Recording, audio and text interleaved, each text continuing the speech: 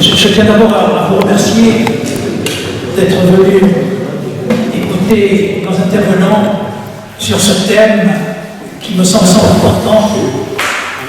et qui va peut-être correspondre exactement à ce qu'on attendait du 80e anniversaire de la libération de la Corse, de la résistance à la libération, l'exemple corse.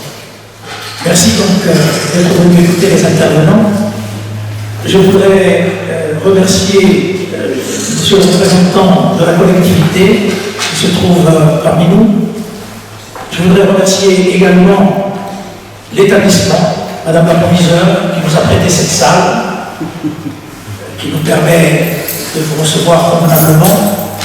Et je voudrais remercier monsieur l'inspecteur d'académie qui est ici présent, à qui je donne la parole. Monsieur le Président, mesdames, messieurs, en tout cas merci de votre invitation. Voilà, moi je suis très heureux que ce colloque se tienne dans un établissement scolaire, parce que je suis persuadé, et je pense que nous sommes tous, que au-delà de la période de commémoration,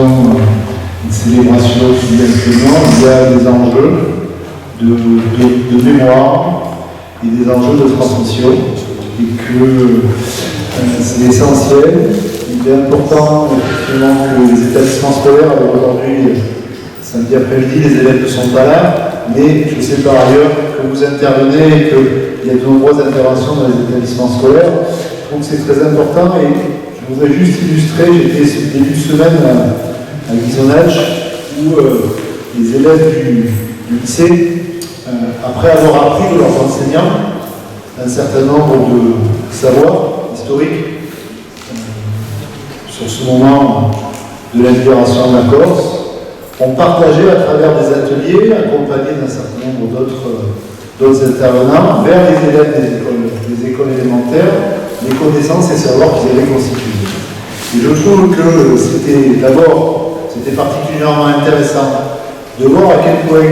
les élèves d'école élémentaire étaient captivés et intéressés par les plus grands, qui leur parlaient surtout de leur histoire locale, qui leur permettait de rapprocher un certain nombre d'événements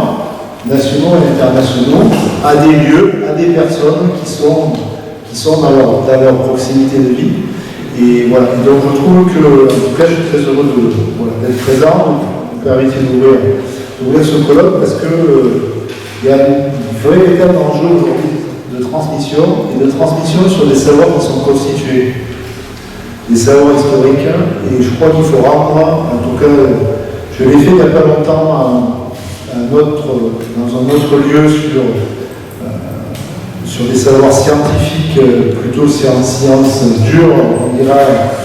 physique, puisque c'était sur l'inauguration de l'exposition à la Casa des Sciences sur les météores. Je crois qu'il est important, aujourd'hui, dans la période actuelle, qu'on redonne, qu'on continue à donner de la valeur et de l'autorité à des savoirs qui sont des savoirs scientifiques et qui sont des savoirs constitués, et qu'on soit attentif, nous, au sein de l'éducation nationale, mais l'ensemble de la société, à bien distinguer les savoirs et connaissances qui s'appuient sur un travail qui est souvent un travail de longue haleine, mené à plusieurs, qui permettent à un moment donné de faire avancer les connaissances. Vous le savez tous, d'un certain nombre de discours, de propos, qui aujourd'hui circulent via tout un tas de médias et qui ont tendance à un moment donné à éloigner nos jeunes de ces éléments essentiels et les éloigner aussi de tout ce qui constitue ce à quoi nous sommes tous attachés, c'est-à-dire leur citoyenneté, leur esprit critique. Et cet esprit critique, il s'appuie bien sûr sur des raisonnements et des réflexions, mais surtout sur des connaissances. Voilà.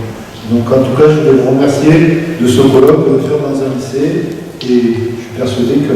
nous apprendrons, moi le premier, beaucoup de choses cet après-midi.